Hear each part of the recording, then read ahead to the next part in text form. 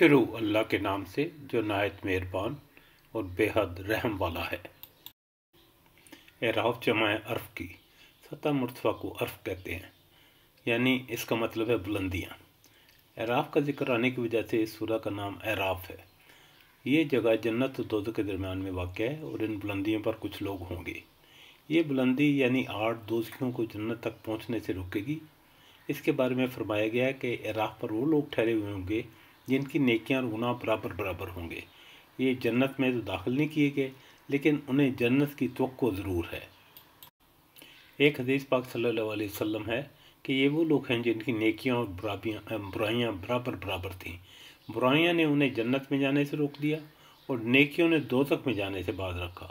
اب یہ لوگ اس آڑ کے پاس ٹھہرے ہوئے ہیں اور اللہ تعالیٰ کے فیصلے کرنے تک یہیں ٹھہرے رہیں گے۔